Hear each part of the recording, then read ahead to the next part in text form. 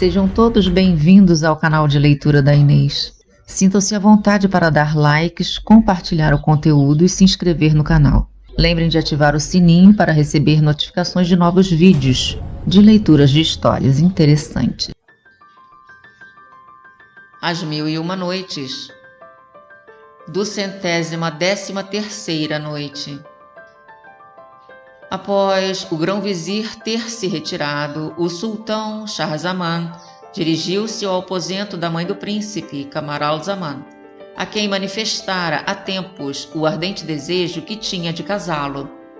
Quando lhe contou com dor de que maneira ele acabava de recusar pela segunda vez e a sua indulgência, a conselho do grão-vizir, disse-lhe: Senhora, sei que Camaralzaman tem mais confiança em vós do que em mim, e que vos ouve mais. Rogo-vos, lhes faleis seriamente, e o façais compreender que, se persiste na sua ideia, me forçará a valer-me de meios extremos, que o levarão a arrepender-se de ter me desobedecido. Fátima, assim se chamava a mãe de Camaralzaman, informou ao príncipe, na primeira vez que o viu, que sabia da nova recusa feita ao sultão seu pai e que se sentia aborrecida por ter o rapaz provocado tão grande cólera. Senhora, respondeu-lhe Camaralzaman, peço-vos não renovar a minha dor.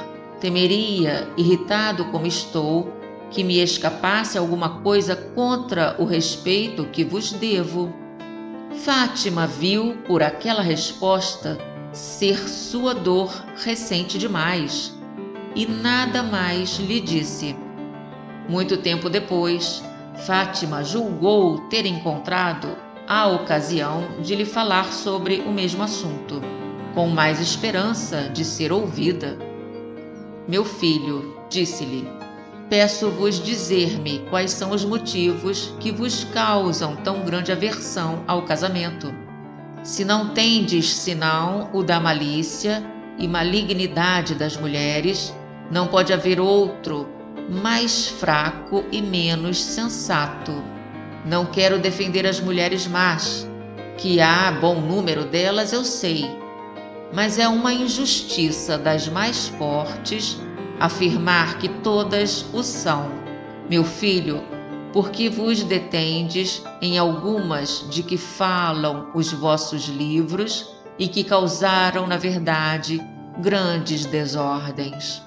Por que não vos lembrais de tantos monarcas, sultões e outros príncipes cuja tirania, barbaridade e maldade causam horror?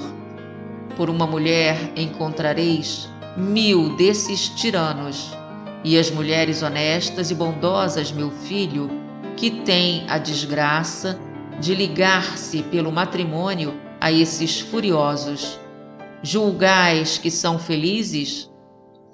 Senhora, respondeu Camaralzaman, não duvido de que haja muitas mulheres virtuosas, meigas e cheias de bondade. Prouvera a Deus que todas elas se assemelhassem a vós.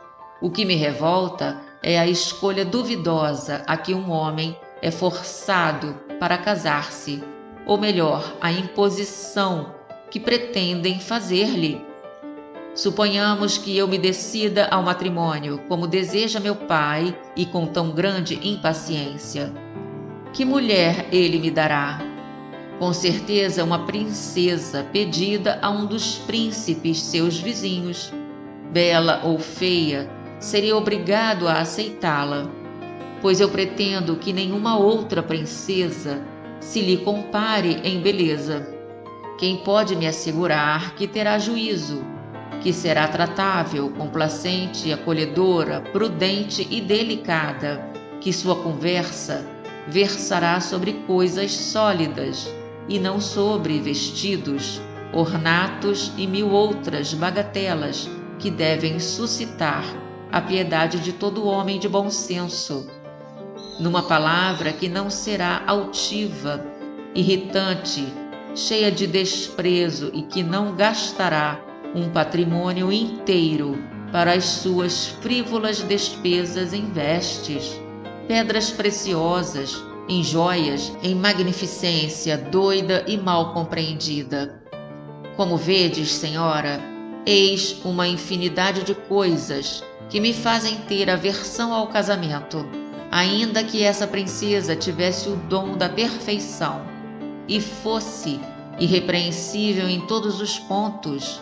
Resta-me grande número de razões mais fortes ainda para não desistir da minha intenção. Como, meu filho? Respondeu Fátima. Tendes outras razões além das que me mencionastes?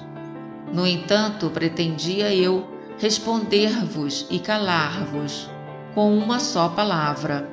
Que tudo quanto eu disse não vos impeça de responder, senhora, disse o príncipe. Talvez eu tenha resposta.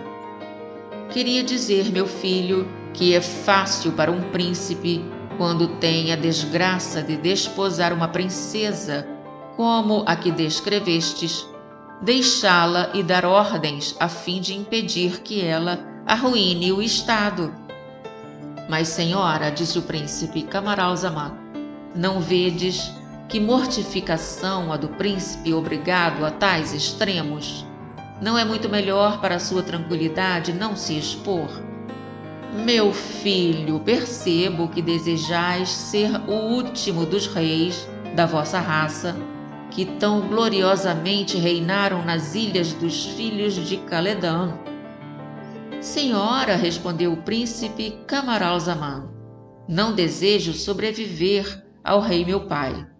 Se eu morrer antes dele, não será motivo de espanto, após tantos exemplos de filhos que morreram antes dos pais. Porém, é sempre glorioso para uma raça de reis terminar com um príncipe tão digno de o ser, como eu me esforçarei, tal como os seus predecessores e aquele pelo qual ela começou.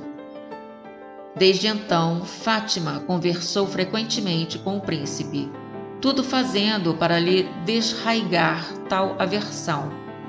Mas ele esquivou-se a todas as razões apresentadas com outras às quais ela não soube o que responder e permaneceu inabalável. O ano terminou e, com grande pesar do sultão Shah-Zaman, o príncipe Camaralzaman não deu o menor sinal de ter mudado de opinião. Num dia de conselho solene, quando o grão-vizir e os outros vizires, os principais oficiais da coroa e os generais estavam reunidos, o sultão, tomando a palavra, disse ao príncipe: Meu filho, há muito que vos manifestei o desejo de vê-lo casado, e esperava de vós mais condescendência por um pai que só exigia uma coisa sensata. Após tão longa resistência da vossa parte, que levou ao fim a minha paciência, repito-vos o pedido na presença do meu conselho. Já não é simplesmente por ter de satisfazer um pai, que não podeis recusar-vos. É o bem do Estado que o exige. Todos esses senhores o exigem comigo. Falai, pois, a fim de que, segundo a vossa resposta, eu tome as medidas necessárias.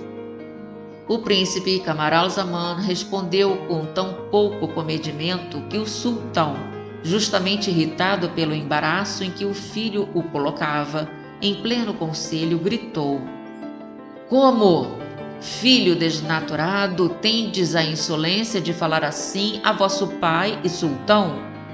E ordenou que os guardas o prendessem e o levassem a uma torre antiga, abandonada, onde foi encerrado, com um leito, poucos móveis, alguns livros e um único escravo para servi-lo. Camaralzaman, contente por ter a liberdade de se entreter com seus livros, encarou a prisão com indiferença. Pela noite levantou-se, fez sua prece e, após ter lido alguns capítulos do Alcorão, com a mesma tranquilidade com que teria estado no seu aposento, no palácio do sultão, deitou-se sem apagar a luz, perto do leito, e adormeceu. Nessa torre havia um poço que servia de abrigo durante o dia a uma fada chamada Maimune, filha de Damriá, rei de uma legião de gênios. Era aproximadamente meia-noite quando Maimune voou ligeiramente para o alto do poço, a fim de percorrer o mundo, conforme seu hábito. Surpreendida por ver luz no quarto do príncipe Camaralzaman, entrou e, sem dar importância ao escravo deitado à porta, aproximou-se do leito, cuja magnificência a atraiu. Mas surpreendida ficou ao ver alguém deitado. Tinha o príncipe o rosto semi-oculto pela coberta. Maimune levantou-o um pouco e viu o mais belo jovem jamais visto. Que esplendor! Disse para si mesma. Ou antes, que prodígio de beleza não deve ser quando estão erguidas pálpebras tão bem formadas?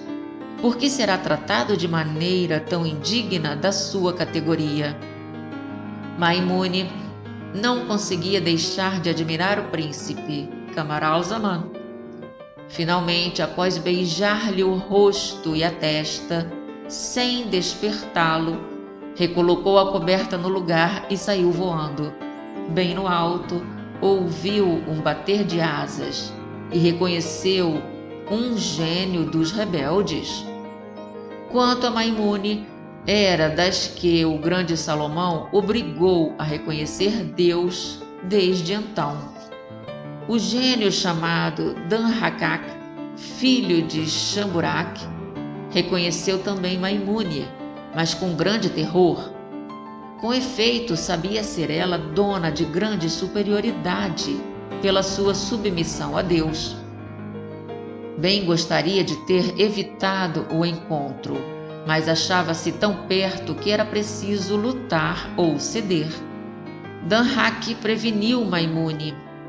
Minha boa Maimune, disse-lhe em tom de súplica, jurai-me pelo grande nome de Deus que não me fareis mal, e eu vos prometo, por minha vez, também não fazê-lo.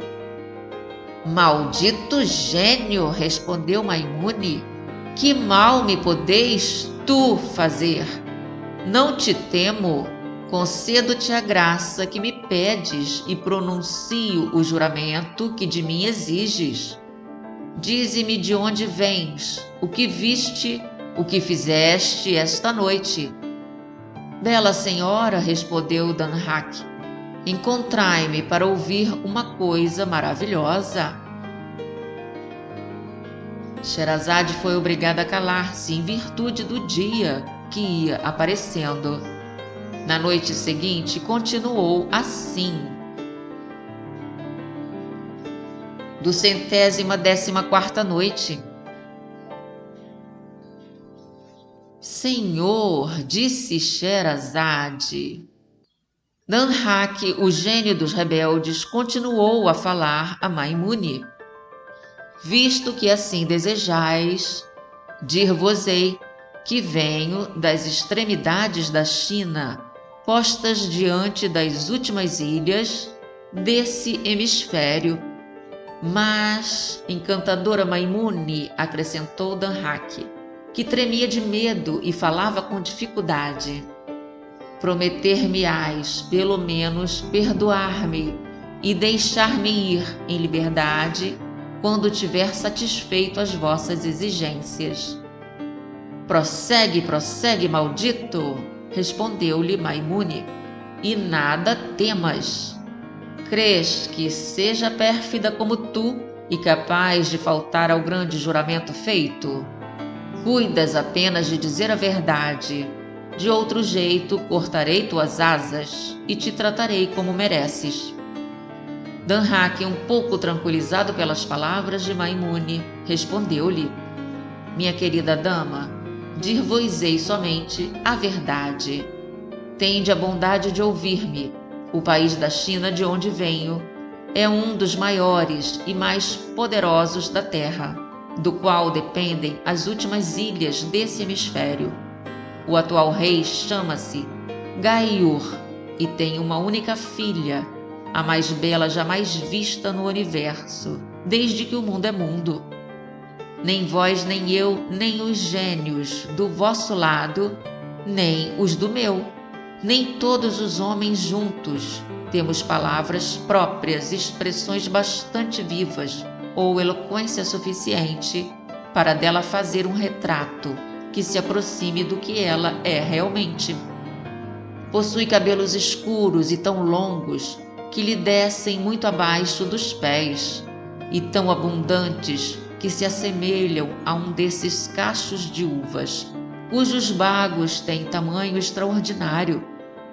Quando os arranja em anéis sobre a cabeça, é dona de uma testa lisa, como o mais bem polido dos espelhos, e de forma admirável, olhos negros à flor do rosto, brilhantes e cheios de fogo, nariz nem muito grande nem muito pequeno, boca pequenina e rubra, dentes como 2 fileiras de pérolas alvíssimas.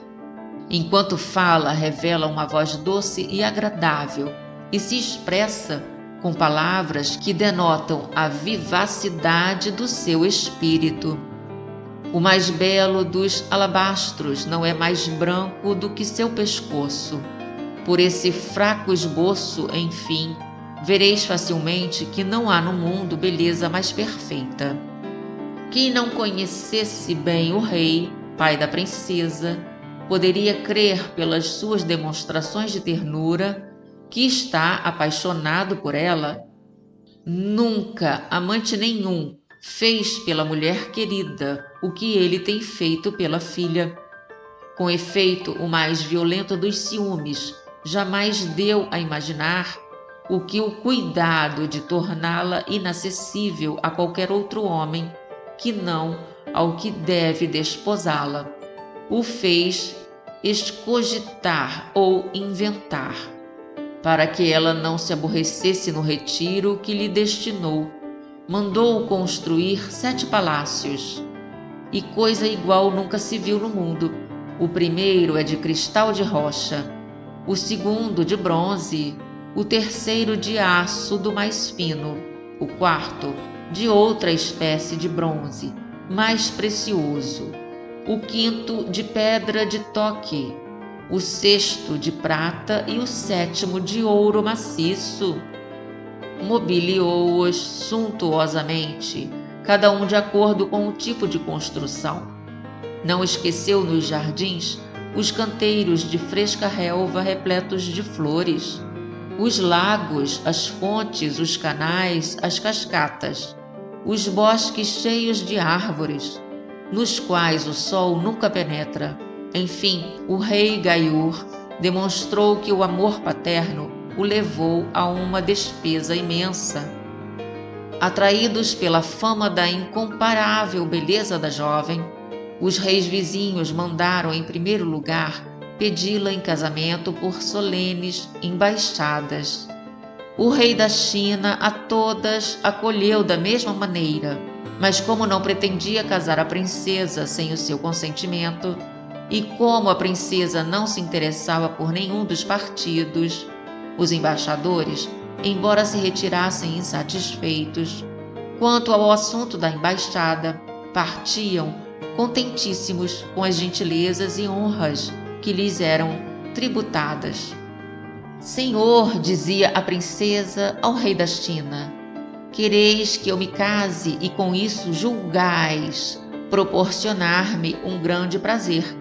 Agradeço-vos, mas onde poderei encontrar, a não ser na vossa corte, palácios tão soberbos e jardins tão deliciosos? Acresce que em nada me sinto constrangida e que me são prestadas as mesmas honras que a vós. São vantagens que não encontrarei em parte nenhuma do mundo. Casa-me com quem me casar. Os maridos querem sempre ser patrões, e eu não tenho inclinação para obedecer. Após várias embaixadas, chegou uma da parte de um rei mais rico e poderoso que todos os que se haviam apresentado. O rei da China expôs à filha as vantagens que ela teria com tal matrimônio. A princesa suplicou-lhe que a dispensasse e apresentou-lhe as mesmas razões de antes. Ele insistiu, mas em vez de ceder, a princesa perdeu o respeito pelo pai. Senhor, disse-lhe, encolerizada, não me faleis mais em casamento, senão hei de afundar um punhal no peito, livrando-me assim da vossa importunidade. O rei da China, extremamente indignado com a princesa, respondeu-lhe: minha filha, estais louca, e como louca hei de tratar-vos. Com efeito, mandou trancá-la num aposento de um dos palácios, e só lhe deu 10 velhas para fazer-lhe companhia e servi-la, sendo a principal a sua própria ama. Em seguida, para que os reis vizinhos não pensassem nela, enviou-lhes emissários que lhes anunciaram não pretender ela de maneira nenhuma casar-se. Certo de que estava realmente louca, encarregou os mesmos emissários de anunciar em cada corte que se houvesse um médico capaz de curá-la, ele, em recompensa, lhe daria como esposa. Bela Maimune, prosseguiu Danhak, assim estão as coisas, e eu não deixo de ir regularmente todas as noites contemplar a incomparável beleza, a quem seria incapaz de fazer o menor mal, apesar da minha natural maldade. Vinde vê-la, peço-vos, que ela vale a pena. Quando verificardes que não sou mentiroso, estou certo de que me agradecereis terdes contemplado uma princesa que em formosura não possui igual. Estou pronto a servir-vos de guia. Em vez de responder a Danhak, Maimune explodiu numa longa gargalhada. E Danhak, que não sabia a que atribuir aquilo, ficou atônito. Quando acabou de rir, respondeu-lhe Maimune: Bem, bem, queres enganar-me? Pensei que me fosses falar de alguma coisa surpreendente e rara. Falas-me de uma remelenta qualquer? Que dirias, maldito, se tivesse visto como eu, o belo príncipe, a quem amo como merece? Verdadeiramente é uma coisa bem diferente, e tu enlouquecerias. Bondosa Maimune, respondeu Danhak, poderei ousar perguntar-vos quem é esse príncipe? Sabe, disse Maimune, que lhe sucedeu quase o mesmo que a princesa de que acabas de me falar. O rei, seu pai, queria que se casasse. Após muito tempo, declarou o jovem, franca e rudemente, que não cederia. Eis porque, enquanto te falo, está encerrado numa velha torre onde eu moro, e onde acabo de admirá-lo. Não quero contradizer-vos, insistiu Danhak, mas haveis de permitir-me, até que eu tenha visto o vosso príncipe, que julgue não existir mortal cuja beleza se compare à da minha princesa. Cala-te, maldito, respondeu Maimune. Digo-te mais uma vez que é impossível. Não me obstino contra vós, acrescentou Danhak. O meio de vos convencer se digo a verdade ou não é aceitar o convite que vos fiz de visitar a minha princesa e mostrar-me depois o vosso príncipe. Não é preciso que me dê tal trabalho, disse Maimune. Há outro meio de ficarmos satisfeitos. É trazeres a tua princesa e pô-la ao lado do meu príncipe no mesmo leito. Assim, será fácil a mim e a ti compará-los e tirar dúvidas. Danhak concordou com o desejo da fada e quis voltar à China imediatamente. Maimune, porém, deteve-o. Espera, disse-lhe. Vem antes ver a torre para onde deves levar a tua princesa.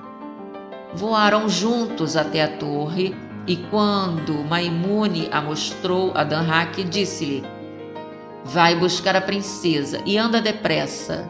Encontrar-me-ás aqui. Mas ouve, quero que pelo menos me pagues uma aposta.